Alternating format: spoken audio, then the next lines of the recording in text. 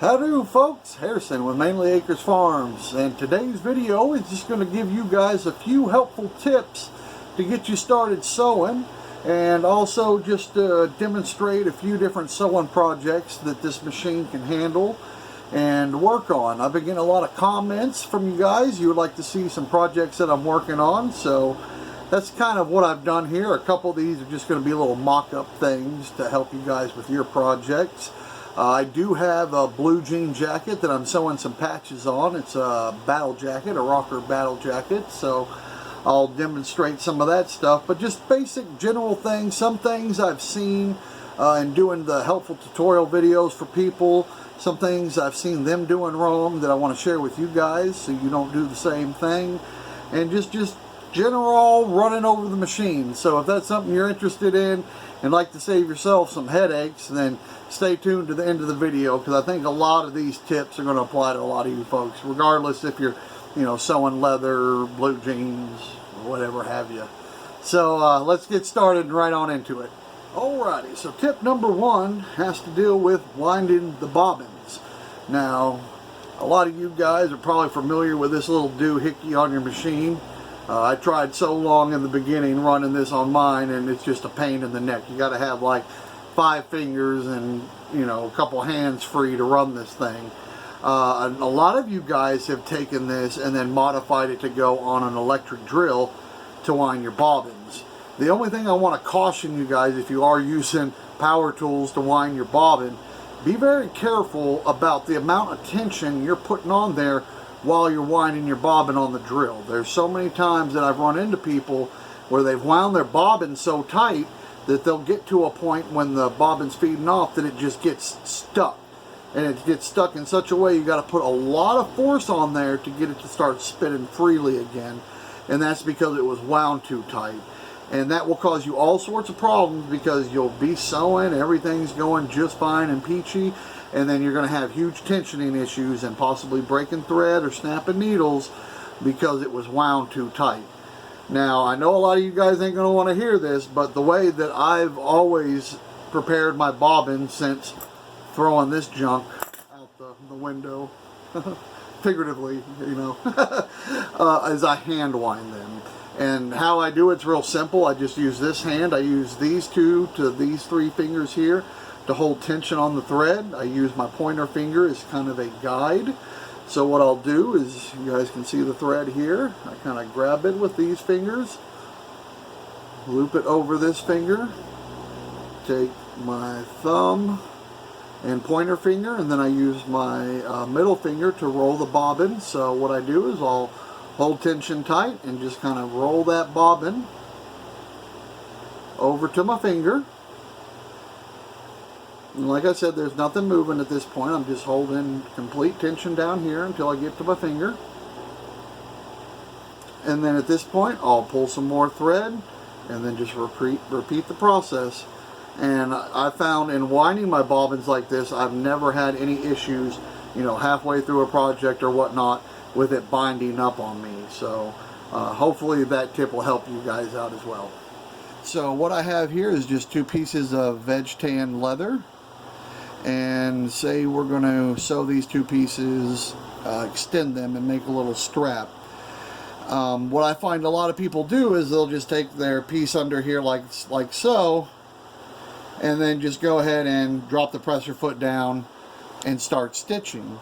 The only problem with that is, unless you really know your machine, you really don't know where your needle's going to fall. So what I recommend when you start a stitch and you start something, especially if you want to start on the very edge of something, what I typically do is I'll kind of hold it into place with my hand, and I'll take my hand on the hand crank and just lower that needle down to where I'll see where it is that I want it, and then I'll go ahead and drop that needle right into it.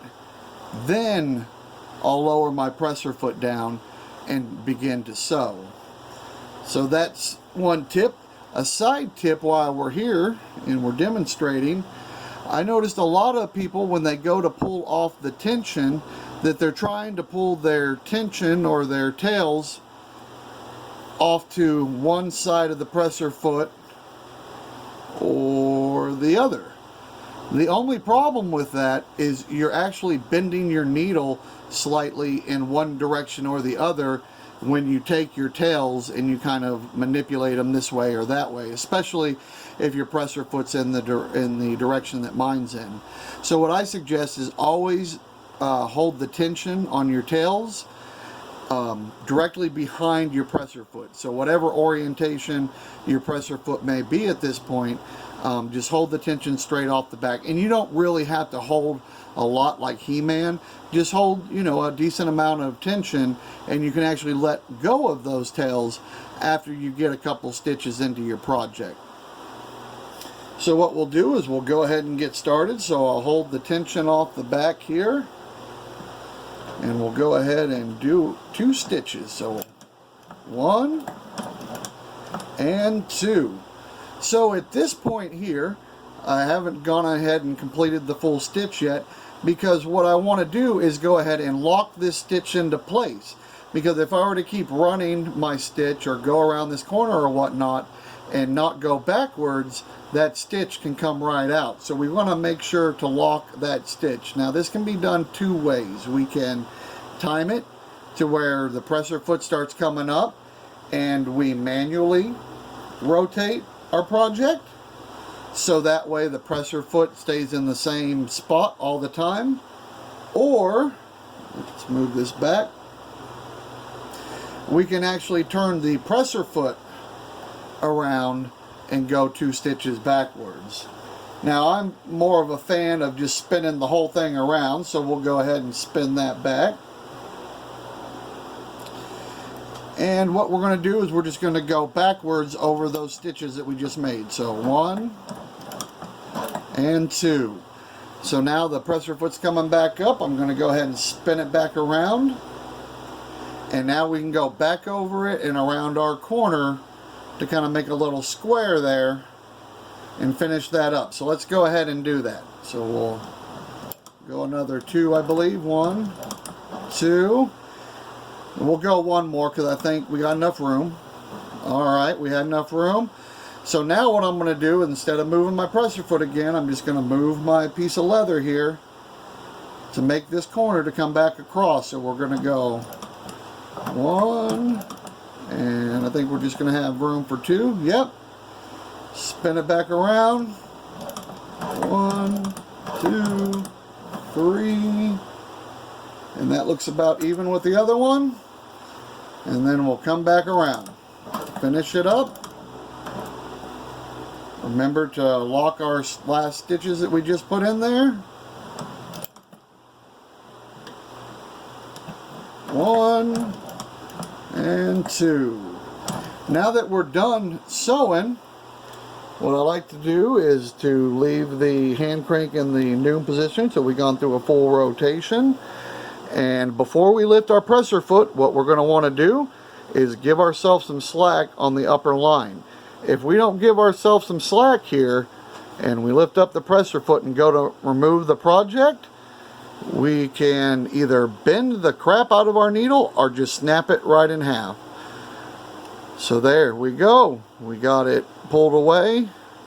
We can check it out now, clip that up, and we're good to go. Alright, one last thing I want to share with you guys on when you're pulling the tension when you get started sewing. I don't think I explained why I typically recommend that you pull the tensioning towards the rear of your presser foot versus like pulling it off to the side this way or the other way. Look what happens to the needle. Let's see if we can get this to focus here. Look what happens to the needle when I pull tension off to the side. Hopefully the camera's picking that up, but that needle is moving quite a ways out of alignment for where it's supposed to fall with this hole. So I've seen a lot of people, they get started on their project and they're pulling awful hard tension sideways on it, and they get to start sewing and they either bust the top thread or they break their needle. Well, what's happening is they're pulling so tight like this, their needle, while it's normally perfectly aligned with the hole, they're pulling it off center by pulling it this way. If you pull just towards the back, I find that the needle is pretty sturdy when you pull it that direction, and it doesn't move to one side or the other. It doesn't pull it back towards the back or more towards the front. It just keeps it nice and steady and straight. So that's what I wanted to explain to you guys of why I recommend pulling your tails off to the back of the presser foot instead of pulling it off to the side one way or the other. Alright, so now we want to move away from leather and work with some denim. So you have a pair of blue jeans and you want to do a hem on them. Can the machine handle it? Why, it certainly can. So what I'm going to do is I'm going to flip the camera around here and put this material under there and show you a few tips when doing your hems. Now, I get a lot of complaints that people say that these machines aren't consistent with their stitching. So they'll be sewing along and then they pause and they go into sewing in a different direction or whatnot, and the stitch length changes. Now, there's only a few things that can cause that change, so I'm going to try to mention those while I'm doing this hem here, and hopefully it'll help you guys out as well. Alrighty, so we're all set up and ready to go. I've went ahead and did my locking stitch here, so we'll just go ahead and do a straight run as if we were hemming the bottom of these blue jeans here. And one thing that I want you guys to notice is I'm going to sew partial way holding the material like this. So I'm holding tension on this side of the sewing machine, and then when we get about halfway through the project, I'm going to switch and hold tension off to the rear of the sewing machine, and we're going to take a look and see what that does to the stitching here. So we'll go ahead and get started.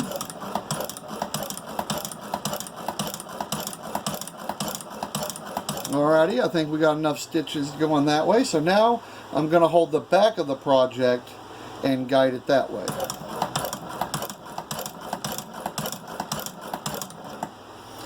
Alrighty, I'm going to go to noon, give myself some slack.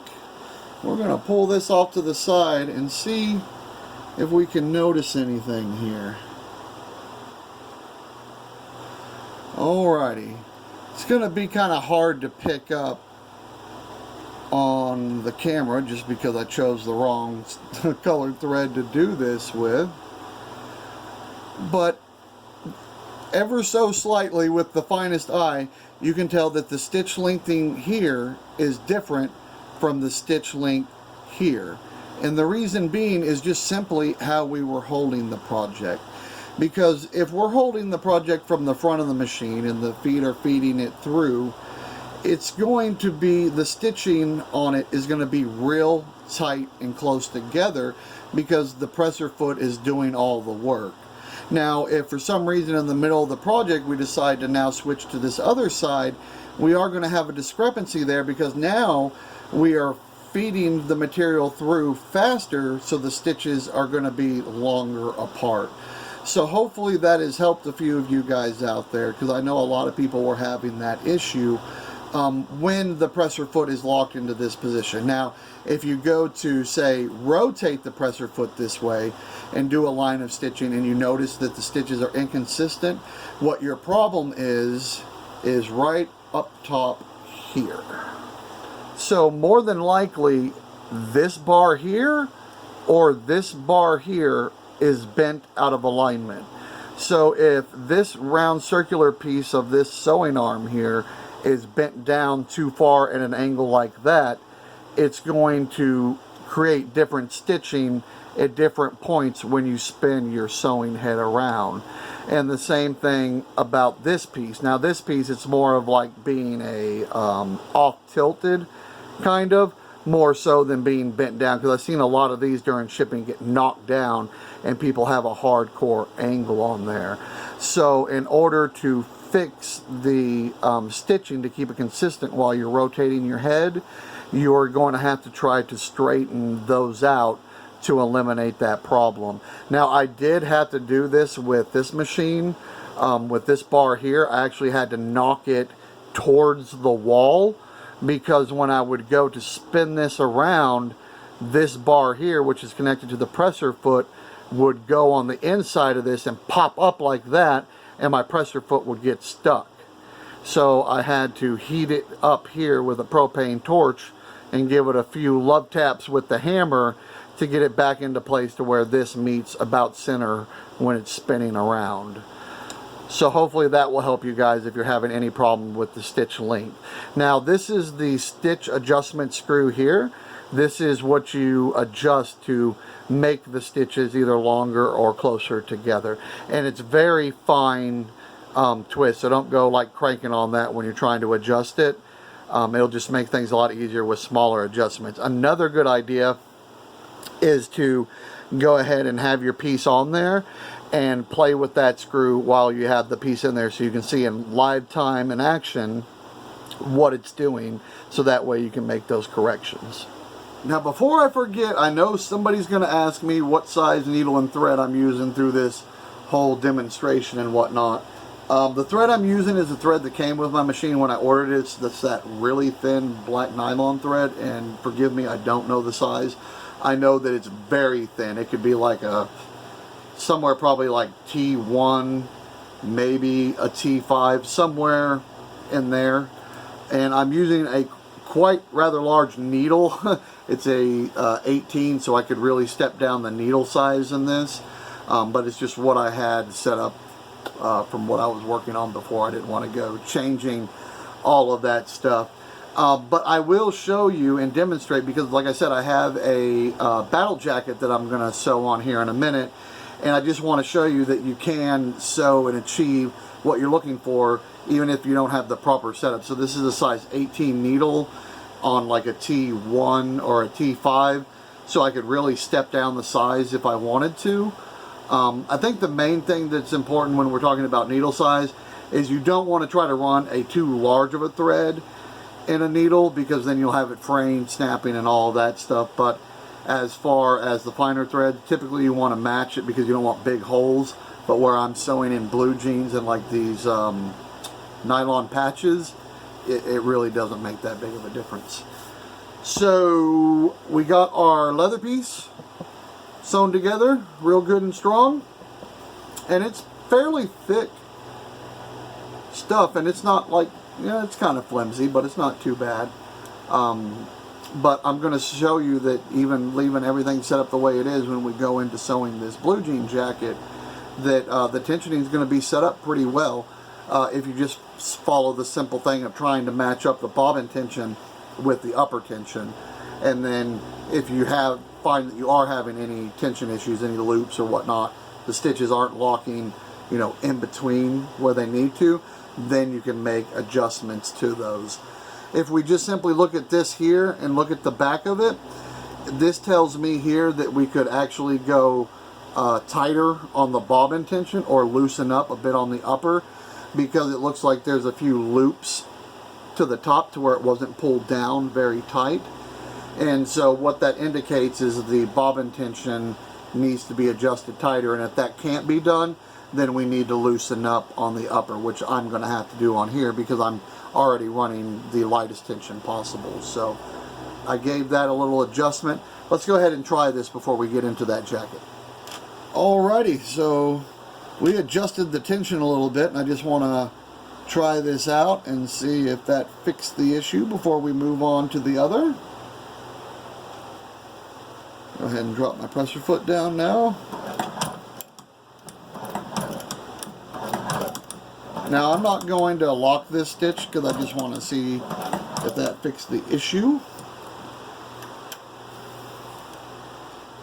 And it did very nicely. As you can see, that is the top, that's the bottom, and it's pulled it in nice. So now we are ready to go get that blue jean jacket. So as promised, here is the battle jacket here that I'm going to be working on.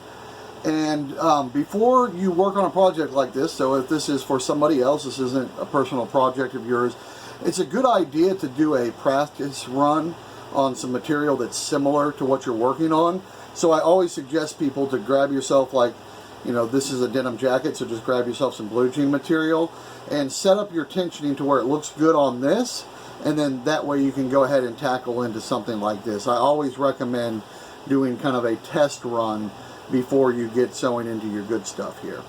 So let's get this on the sewing table here and get you flipped around, and I'll show you how to sew on a simple patch.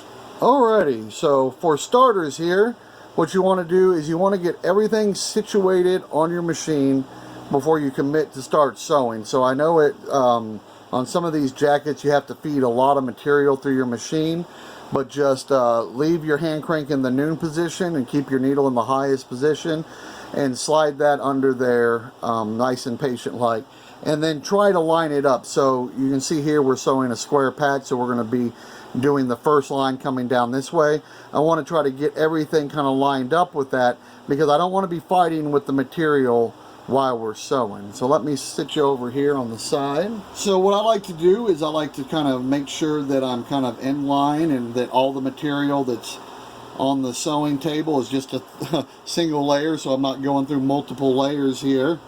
And just like that other tip I showed you guys, especially since we want to come all the way to the very edge and in the black of this patch, what we're going to do is we're going to go ahead and put that needle down where we want it,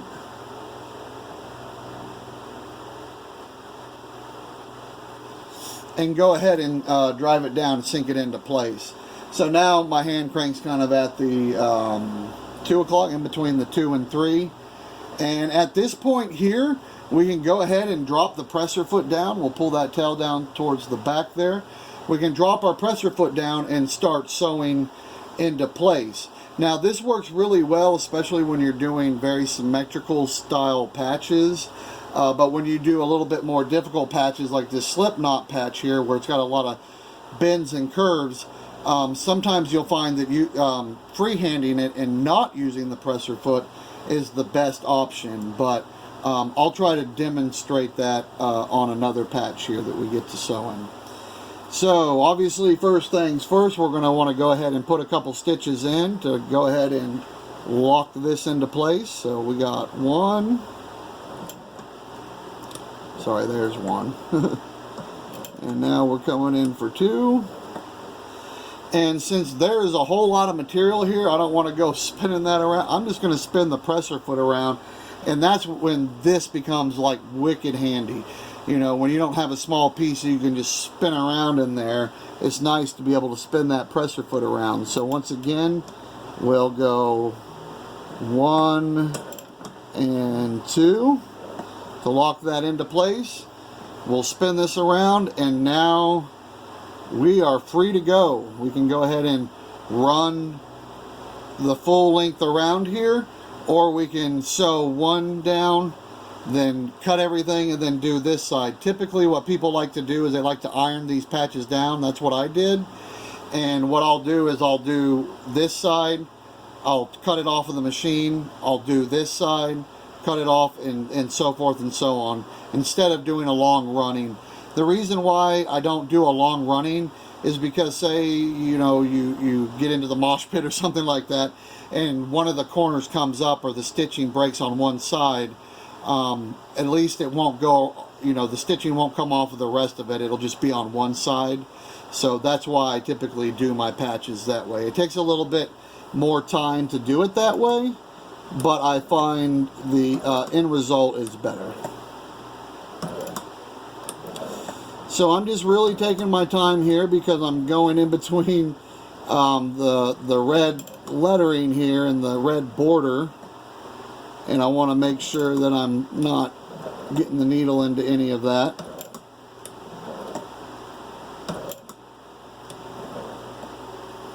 And now that I'm down here, I'm just going to reorganize stuff here. And then I'm going to keep going on down, just making sure to follow that border there right down, just on the, I guess it would be the left side of it. Trying to make sure not to get into that white thread there.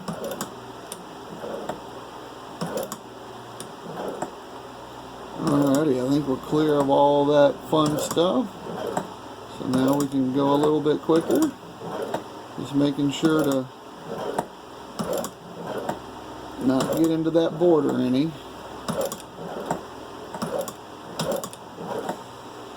Now I think I can get one more in there, yep, without going into the border, yep.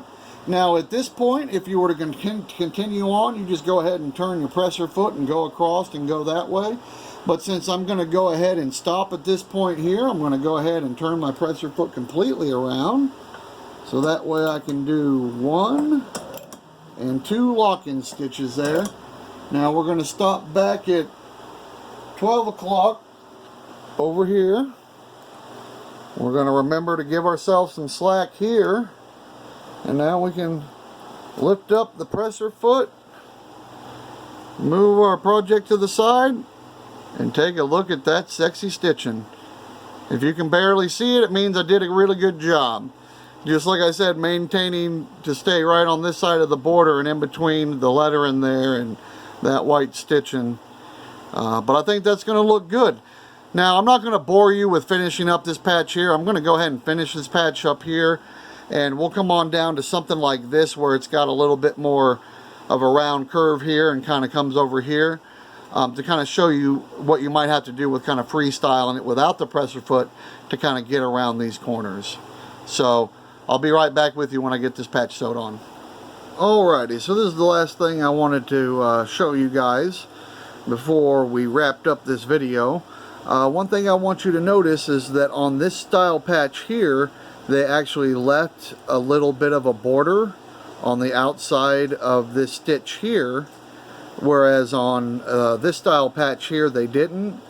So we're going to sew it a bit differently than we sewed this one. We're not going to go on the inside of the patch. What we're going to do is we're going to go right next to the embroidery stitched around the outside and try to get that needle as much as we can on that border as we sew around this side. Now the reason why I went with that decision instead of trying to go on the inside of this embroidery stitch is because if you'll notice, like up in the corners here, the white stitching comes right into that embroidery stitch on the outside, and I didn't want a black stitch going over that. And I think down here the same thing would happen here in some other places. So that's why we're going to go ahead and do this. Now the main thing I want to show you when I get started is when we get down to this section here where it kind of curves around and then goes back this way and goes down. I'm going to show you guys how I navigate around that. So I'm going to set you guys up over here on the tripod and we're going to get started. Alrighty, hopefully you guys can see what I'm seeing. I think you can. And so like I said, when we begin starting on our projects, it's best to go ahead and sink that needle down into position where you want it and then go ahead and drop the presser foot. And since this here is kind of a gentle curve around, I think I'm going to leave the presser foot down until we get to this little junction over here. Now as you guys can see, I'm coming down and I'm going to overshoot on this other side of that hem. So what I'm going to do is I'm going to go ahead at this point and lift my presser foot up and freehand that next hole, readjust my presser foot, drop it down, and continue on. So that way there aren't any imperfections.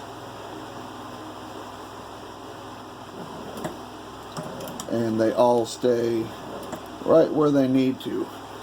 Now I'm going slower than crud, and that's probably a good thing at this point because we're working on a hair's edge. And this is going to be for me, but I want to make sure it looks as good as possible. So again, moving some stuff around.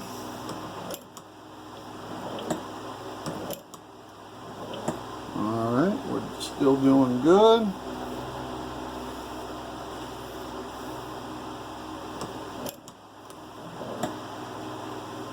Alright, now we're going to come deep into that corner. And now what I'm going to do at this point is we're just going to leave this presser foot up, and I'm going to come around this corner and do all those down to here just by hand. Now the stitch length is going to vary a little bit because I'm doing this by hand, but you want to try to stay consistent with where it's set now, because if you make the stitches too long or too narrow, you're going to have tensioning problems. So what I like to do, if you can kind of see, is I'm going to put my hand now behind the project, because I'm going to be using my thumb to hold it down to the sewing arm here, or the sewing table. We're going to come up with it, and we're going to put that stitch exactly where we want it, right there on the outside. We'll go ahead and lock that in.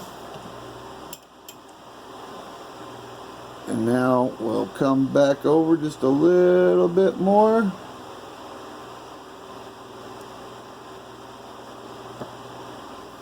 Drop that down. Now we'll come across and over.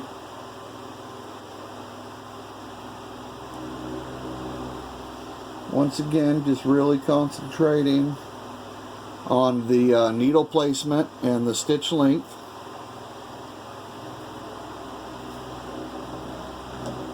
Alright, so we're doing fairly good. We're going to come down here, plunge in that next hole, and it didn't take to that one, so let's try that again just a little bit further down. Maybe it wasn't.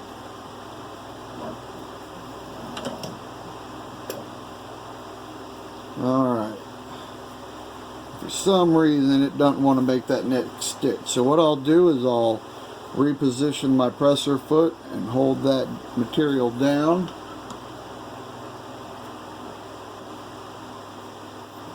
Off it a bit. Off of it a bit more.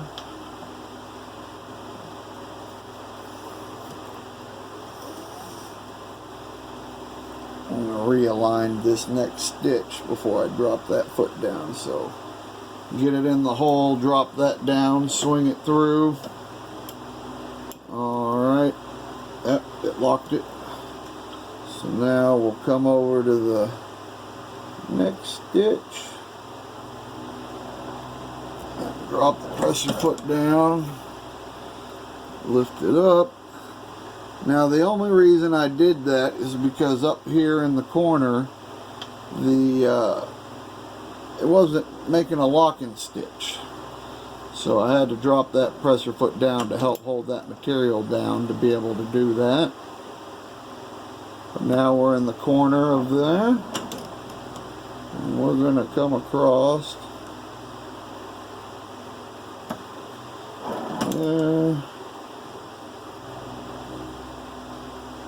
I'm into there. Once again, I'm just moving this all by hand and adjusting the stitches by eye.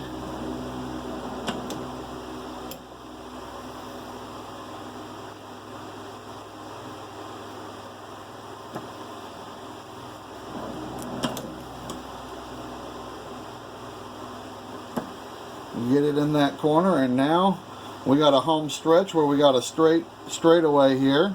So I'm going to go ahead and drop my presser foot back down, move my material so it doesn't get fetched up, and go ahead and finish out those last few stitches there. Go ahead and lock it, because like I said, I do the sides on this. Now where this is kind of a weird angle here, I'm just going to do the top, and then I'll come back and do the whole bottom and then finish it up there. I'll do it in 2 pieces instead of the 4, since it's not really that symmetrical. But I just wanted to show you guys. Hold on, let me go ahead and wrap up. 1 and 2. Pull some tension down. Move this out of the way so I can get you a peek into what it looks like. Cut the bobbin thread. Make sure it didn't cut into the vest. I'll flip the camera around and show you what it looks like. Alrighty, so here's the finished result. As you guys can see, we followed that real fine edge all the way around there. And the only spot that messed up is right here in the corner. I don't know if the camera's going to pick that up, but it skipped a stitch right there in the upper corner, so that black stitch kind of cuts across that corner there. Hopefully, there we go, the camera will pick that up.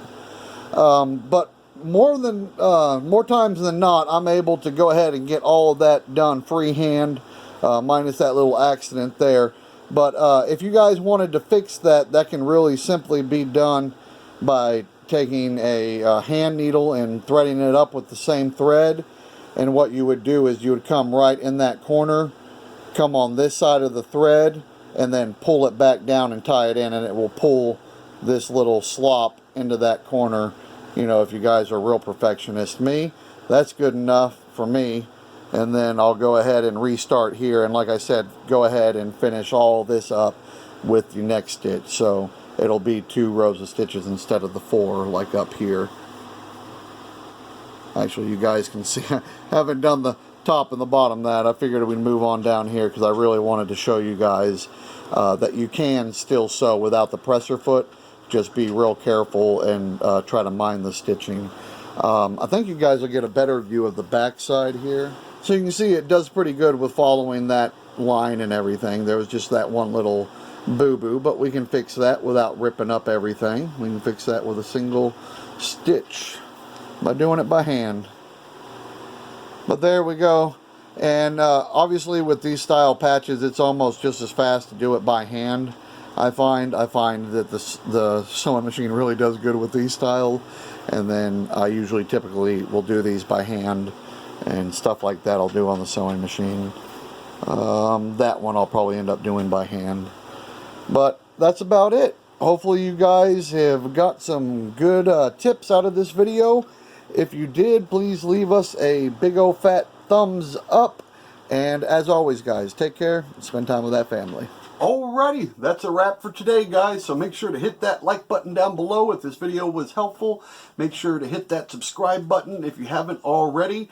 And also make sure to click that little bell button down below so that way you get notifications when we put out videos. We really don't put out videos on the regular, so it's nice to have those notifications come in when we put out new videos.